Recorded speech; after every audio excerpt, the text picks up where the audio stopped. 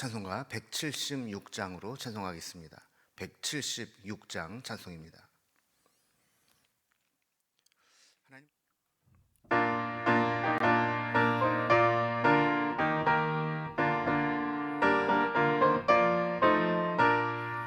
주 어느 때 다시 오실는지 아는 이가 없으니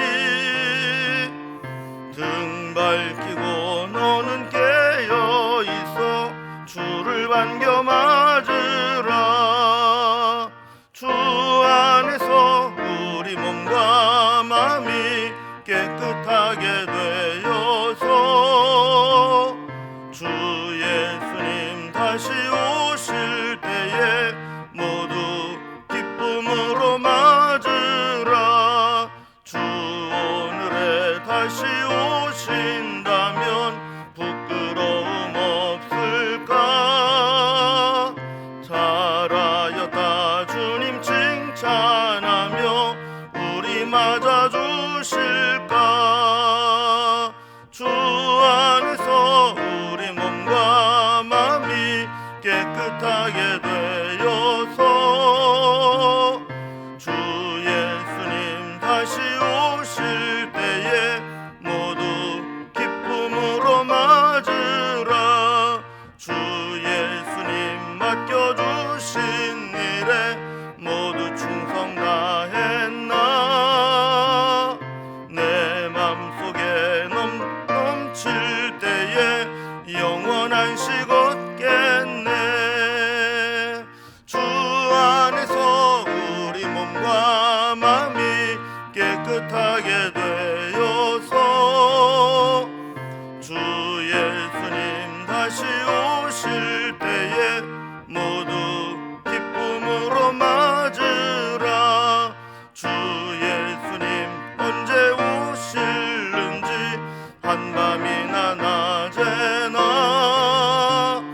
늘 깨어서 주님 맞는 성도 주의 영광 보겠네.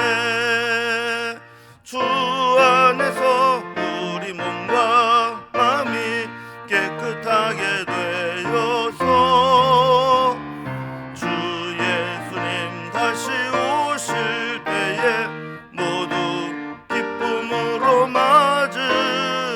맞으라. 하나님 말씀은 누가복음 17장 20절에서 37절까지 말씀입니다. 누가복음 17장 20절에서 마지막 절까지 말씀을 제가 봉독하겠습니다. 바리새인들이 하나님의 나라가 어느 때에 임하니이까 묻거늘 예수께서 대답하여 이르시되 하나님의 나라는 볼 수 있게 임하는 것이 아니요 또 여기 있다 저기 있다고도 못하리니 하나님의 나라는 너희 안에 있느니라. 또 제자들에게 이르시되 때가 이르리니 너희가 인자의 날 하루를 보고자 하되 보지 못하리라. 사람이 너희에게 말하되 보라 저기 있다 보라 여기 있다 하리라. 그러나 너희는 가지도 말고 따르지도 말라. 번개가 하늘 아래 이쪽에서 번쩍이어 하늘 아래 저쪽까지 비침같이 인자도 자기 날에 그러하리라.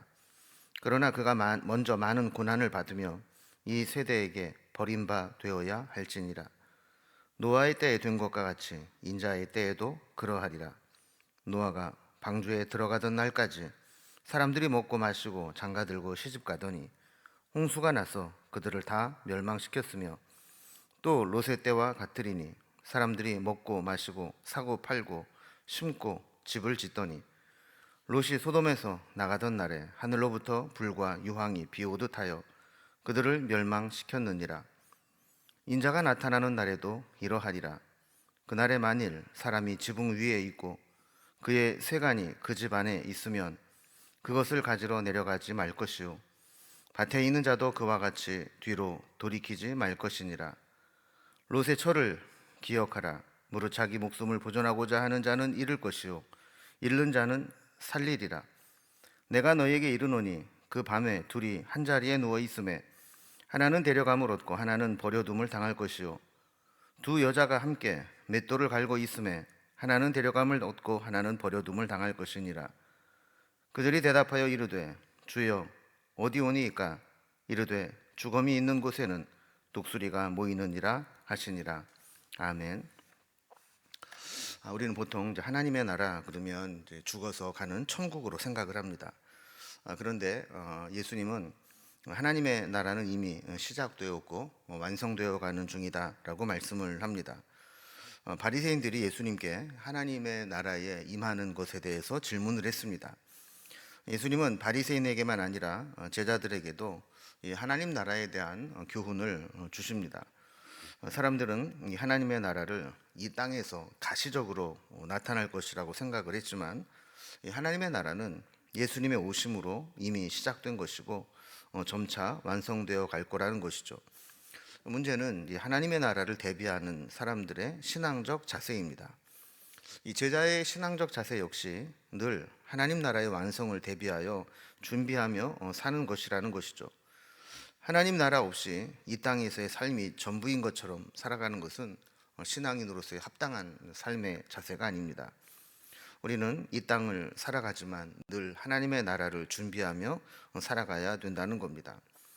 오늘 본문의 내용을 단락별로 구분을 해보면, 먼저 20절, 21절은 하나님의 나라는 이미 임하였다, 시작되었다라는 말씀을 합니다. 자, 그러면서 22절에 30절까지는 노아의 때와 롯의 때를 비유로 들면서 하나님 나라가 어떻게 임하게 될 것인지를 설명합니다. 그리고 31절에서 마지막 절까지는 그 인자의 날, 하나님의 나라가 완성되는 그 날을 어떻게 준비해야 할지 준비하는 자세를 설명하고 있습니다. 자, 그러면 먼저 첫 번째 단락부터 봅니다. 하나님의 나라는 이미 시작되었다라는 겁니다. 예수님이 기적과 능력을 행하면서 또 나병 환자도 고치고 그러자 이제 바리새인들이 예수님께 이제 새로운 주제를 가지고 질문을 했습니다. 20절에 보면 하나님의 나라가 어느 때 임하니까 이렇게 물은 것이죠. 자, 그러자 예수님은 하나님의 나라는 이제 볼 수 있게 임하는 것이 아니라고 말씀합니다. 그러니까 이스라엘 백성들이 이 질문을 통해서 하나님의 나라를 어떻게 생각하느냐 하면, 메시아가 옴으로 인해서 이스라엘을 정치적으로 해방시켜주고 독립을 이루게 해주는 그런 것을 하나님의 나라가 임하는 것이다라고 생각을 했습니다. 그러나 하나님의 나라는 하나님의 통치가 있고 하나님의 공의와 주권이 행사되는 것입니다. 근데 그들은 이제 그것을 어떻게 적용을 했느냐? 하나님의 나라가 임하고 하나님의 통치가 시작되고 하나님의 공의와 주권이 행사되는 곳이라면 이스라엘 백성들이 해방을 얻고 독립을 얻는 것이 당연하다 생각을 했던 겁니다. 그러나 예수님의 대답은 그들이 기대했던 것과는 좀 달랐습니다. 정치 군사적인 변화를 가져오거나 공간적 또 지리적 영역을 가진 이 땅에서 하나님 나라가 실현되는 것이 아니라는 것을 분명히 하셨습니다. 자, 그렇기 때문에 21절을 보면 사람들이 하나님 나라가 여기 있다 또 저기 있다 이렇게 말할 수 없다는 거죠. 분명한 것은 예수님이 이 땅에 오심으로 하나님의 나라는 이미 임한 것이라고 말씀하는 겁니다. 지금까지 저들이 예수님을 통해서 목격한 예수님의 기적과 능력은 예수님이 하나님의 나라의 도래를 가져온 메시아가 오신 것임을 드러낸 것이라는 겁니다. 문제는 사람들이 예수님이 하나님의 나라를 임하게 하는 그런 메시아라는 것을 깨닫지 못하고 있다는 겁니다. 자, 이런 것들을 이제 예를 들어 설명을 합니다. 노아의 때와 롯의 때 보면 사람들은 하나님의 때가 임했지만 그것을 전혀 깨닫지 못하고 있었던 것이죠.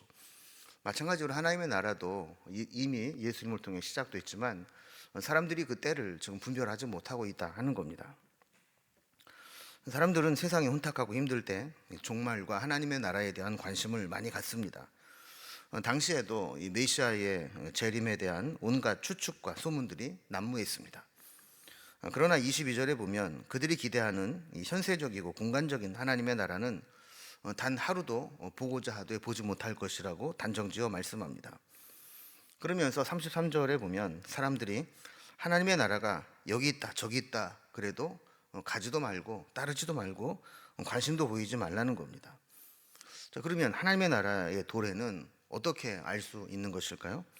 24절에 보면 번개가 이쪽 하늘에서 번쩍하면 이 하늘 저쪽에서도 그 번쩍하는 빛이 비추어지는 것과 마찬가지로 하나님의 나라가 완성되는 그 주님의 날도 그렇게 모든 사람들이 한 번에 탁 볼 수 있는 그런 모습으로 나타나게 된다라는 겁니다. 그러니까 이제 특정 집단, 특정 부류의 사람들만 그 하나님의 나라가 임하는 것을 보게 되는 그런 폐쇄적인 재림이 아니고, 하나님의 나라가 임할 때에는 모든 사람들이 함께 다 볼 수 있는 그런 모습으로 오게 된다는 거죠. 한 가지 더 분명한 것이 있습니다. 25절에 보면 인자가 먼저 많은 고난을 받으며 이 세대에서 버림받아야 한다라는 겁니다. 그래서 예수님께서 오셔서 고난을 당하시고 십자가에 달려 죽으시는 것, 그것이 바로 하나님의 나라가 임한 것을 확증해 주는 거라는 겁니다. 그러면서 이 하나님의 나라를 맞이하는 그런 것들을 구약의 두 가지 사건을 비유로 들어서 우리에게 설명을 해줍니다. 먼저 26절을 보면 그 주님의 임하는 때, 하나님의 나라가 임하는 때는 노아의 때와 같다라는 겁니다. 그때가 어떤 상황이었나 보면 27절에 노아는 이제 방주를 준비하면서 사람들에게 홍수 심판을 이렇게 전했습니다. 그리고 이 홍수가 시작되기 전에 방주에 올라타도록 권면을 했던 거죠.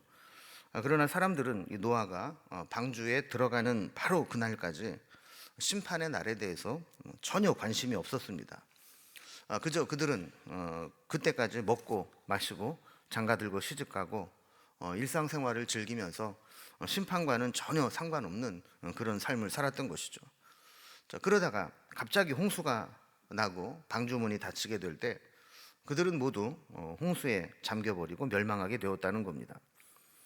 하나님의 나라에 분별하지 못하는 자는 어떠한 징조도 깨닫지 못하게 되고 그저 심판이 없는 것처럼 생각하면서 먹고 마시고 아무 일이 없을 것처럼 일상생활을 살다가 갑자기 심판을 받게 된다는 겁니다. 두 번째 예를 드는 것은 아브라함의 조카 롯을 예로 듭니다. 28절 말씀 보면 롯의 때에도 사람들은 먹고 마시고 사고 팔고 심고 집을 짓고 이 세상이 전부인 것처럼 그렇게 자기 삶을 영위하며 살아갔습니다. 자, 그러다가 29절에 보면 예고된 대로 롯이 소돔에서 나가던 날에 하늘에서 이 불과 유황이 비오듯 쏟아져서 그 소돔 고모라 성들이 멸망을 당하게 되었습니다. 그러니까 일상생활에 충실하게 사는 것, 그것이 문제가 아닙니다.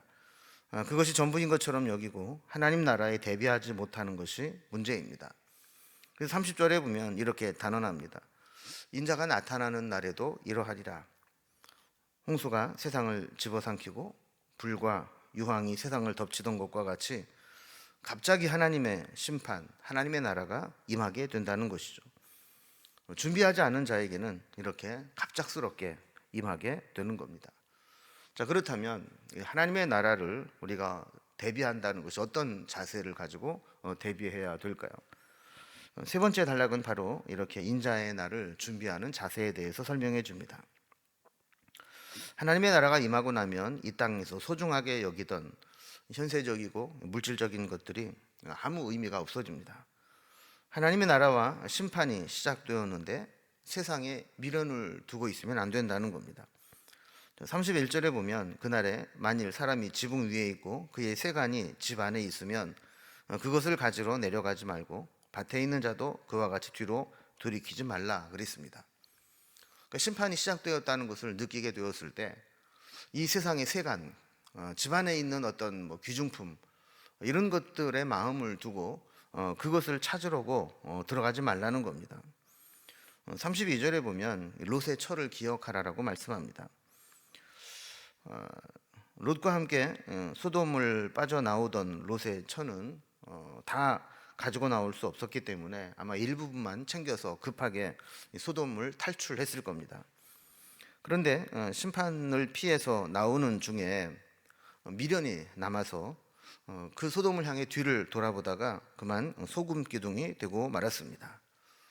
이것을 기억하면서 우리가 하나님의 나라가 임하게 되고 심판이 임하게 되면 세상 것에 미련을 두지 말고 하늘에 소망을 두어야 된다라고 말씀하는 것이죠. 그래서 33절에 보면 무릇 자기 목숨을 보존하고자 하는 자는 잃을 것이고 잃는 자는 살리리라고 말씀을 하고 있습니다. 자, 그러면서 인자의 날을 맞이하는 제자의 자세와 태도에 대해서 34절에 이렇게 말씀합니다. 하나님의 나라가 임하는 날 밤에 두 사람이 한 자리에 누워 있는데 하나님의 심판이 임하고 주님의 나라가 임할 때 한 사람은 데려감을 당하고 한 사람은 그냥 버려지게 될 것이라는 겁니다. 평상시에는 우리가 늘 눕고 자고 또 깨고 일어나고 이런 일들을 반복해서 합니다. 아무런 차이가 없어 보입니다. 똑같이 자고 똑같이 일어납니다.